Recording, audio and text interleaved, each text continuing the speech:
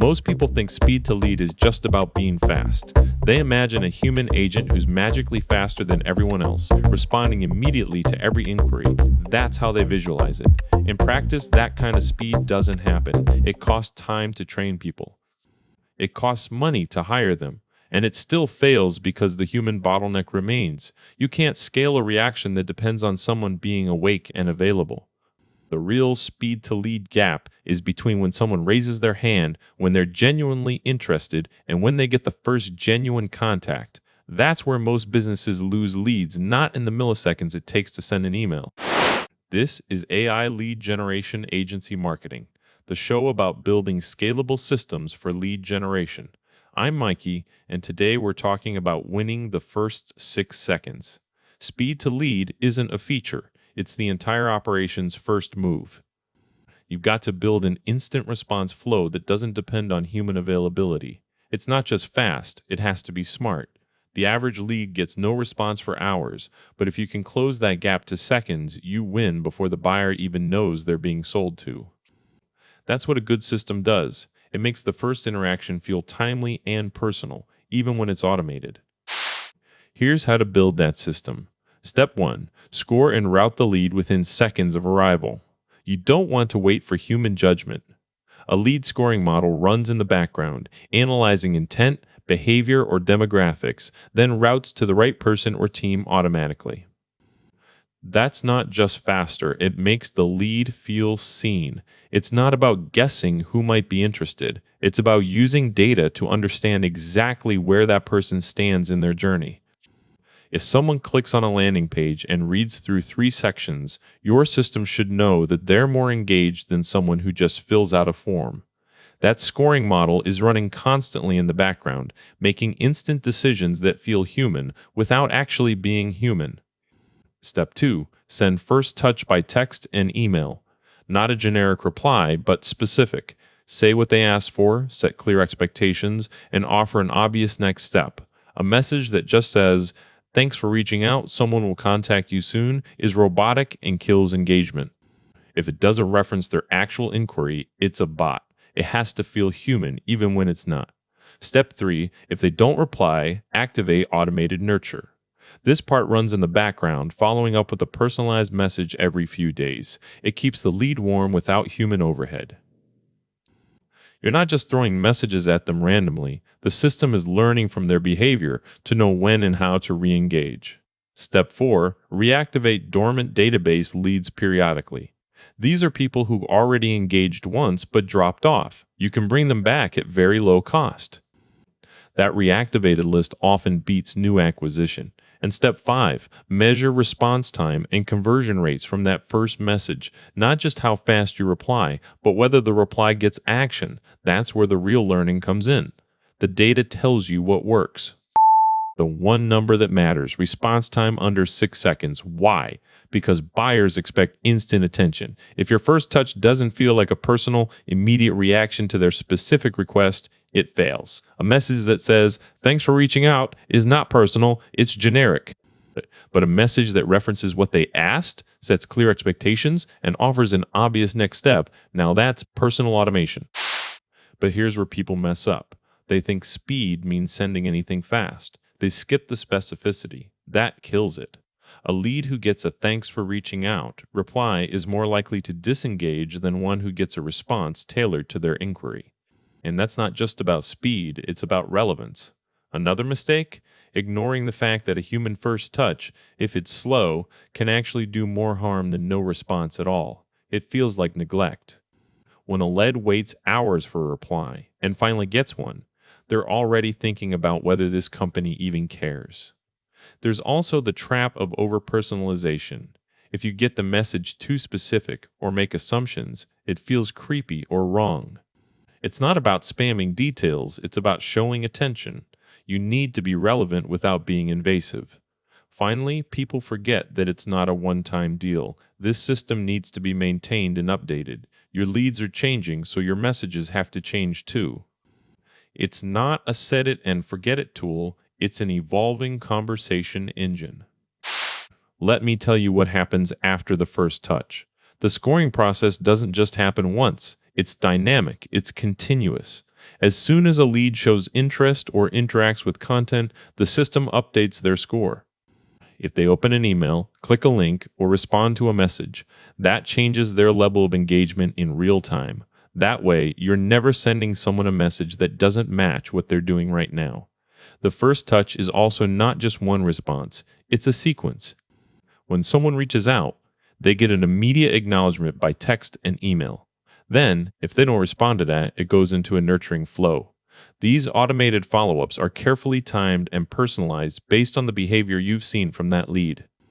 The system learns how many days it takes for different types of leads to respond, then adjusts its follow-up pattern accordingly. If someone has been on your list but hasn't interacted in a while, the reactivation campaigns are different from fresh leads. These reactivated leads have already shown interest once. Your system knows that because they've opened emails or visited pages before, so it can craft messages that reference that past behavior. That's not just about getting them back, it's about reminding them why they were interested in the first place. What happens in the background is that every message goes through a validation step. The system checks whether the content matches the lead's interest level and behavior patterns. If there's something that seems off or inconsistent with what you know about them, it flags it for review. You're not just automating messages, you're automating decisions. The science behind speed to lead is rooted in human psychology. The brain processes information in milliseconds, and that first interaction sets the tone for everything that comes after. When someone sees a response within seconds of reaching out, it creates a feeling of attention and value. It's not just that they're being heard, it's that they're being understood quickly. Studies show that when buyers get an immediate response, their trust level increases dramatically. They're more likely to believe the business is professional, responsive, and interested in helping them. If a lead waits hours for a reply, even if it comes from a human, there's a perception gap. That delay signals to the buyer that they might not be important enough to warrant immediate attention. That's where automation can do better than humans in some ways.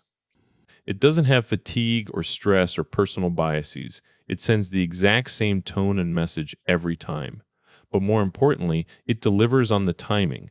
When someone's brain registers an instant reaction, they feel like their inquiry was worth something, even if it's just a bot.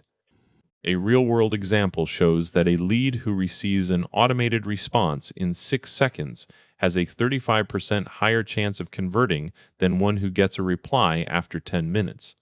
That's not just about speed, it's about matching the buyer's expectations for engagement and attention. The role of AI in closing this gap is crucial, but it's not magic. AI is trained to understand what different types of people are looking for, how they behave online, and how long they typically spend on each page or email. Then it uses that understanding to make decisions about when to respond and how to tailor the message. The system doesn't just react, it predicts. It learns from previous interactions and adapts to new ones. So when someone interacts with content that's similar to what a lead previously showed interest in, it knows they're more likely to convert. That's not just pattern matching, it's behavioral analysis based on data points that come from every interaction. AI also handles multiple leads without any degradation in performance. Unlike human agents who might slow down or miss follow-ups during busy periods, AI can manage thousands of conversations simultaneously and still send timely messages. This is especially important for businesses with high lead volume because it means consistent quality, not just speed. One of the most powerful things about AI in this context is consistency. No matter what day it is, no matter who's working, or whether someone is tired or stressed, the system delivers the same message with the same tone at the right time. That reliability builds trust in a way that human inconsistency cannot match. But it's not just about consistency, it's about efficiency. AI can process data faster than humans ever could, so it can make real-time decisions about lead scoring and routing. The lead doesn't have to wait while someone manually looks through their information, deciding if they're worth contacting. Every decision is made in microseconds, and every response feels timely. The first message itself has to be crafted carefully. It needs to acknowledge the exact inquiry they made, not just some generic question about interest. If they ask about a product demo, that's what you reference. If they're looking for pricing information, you respond with something about pricing. That specificity makes it feel like someone actually read their message. The first message should set clear expectations. Say when they'll get a response, what to expect next, and why this interaction matters. If they ask for a free consultation, tell them the person who contacts them will have specific information ready for that session. This clarity helps reduce uncertainty and makes the lead feel more confident. The next step should be obvious. Give them something simple to do immediately. A link to book time, an offer of a resource, a request to call back if they want to talk. You're not trying to get them to buy now. You're trying to move them forward so you can continue the conversation in the next stage. Personalization comes from understanding who they are and what they care about. Use their name, reference specific information from their inquiry, and tailor the message based on what they've shown interest in before. That's not just being polite, it's being strategic. But you have to keep it clear and simple. Overly long messages or too many options confuse leads instead of engaging them. The key is knowing that people will read the first sentence, maybe the second, and then decide whether to continue reading or act immediately. Common mistakes are easy to make when you're trying to be fast. One is sending generic replies that don't match what the person asked for. That kills engagement instantly. If someone asks about a specific service and you reply with, "Thanks for reaching out," they already know you're not paying attention. Another mistake is not setting clear expectations. If you're going to contact them in a day or two, say so. Don't lead them to think they'll get an immediate call when they won't. Confusion equals disengagement. You also need to offer obvious next steps that make it easy for the person to continue the conversation. Otherwise, they're left wondering what comes next, and often they'll just drop off. That's not about being pushy. It's about guiding them gently toward the next logical point in their journey. Some people try to be too personal, which can backfire. If you make assumptions that feel invasive or wrong, it feels creepy instead of helpful. The goal is attention, not intrusion. Finally, many people don't understand that this system needs constant updates and maintenance. Leads change their behavior, they change their minds, and the system has to reflect those changes. If you stop updating your lead scoring models or your messaging strategies, you'll start to lose effectiveness. Measuring success is about more than just how fast you respond. You need to track conversion rates from that first message. How many people actually take the action you asked for? If your response time is great, but most people ignore it, then it's not helping. The metrics tell you what's working and what's not. Average response time shows how well you're closing the gap between arrival and first contact. But even faster isn't always better if the message isn't effective. It's about finding that sweet spot where speed meets relevance. You also need to look at how many people move through different stages of your funnel after the first interaction. That helps you understand what kind of messaging drives engagement versus disengagement. Ultimately, it's not just about winning the race from arrival to first contact.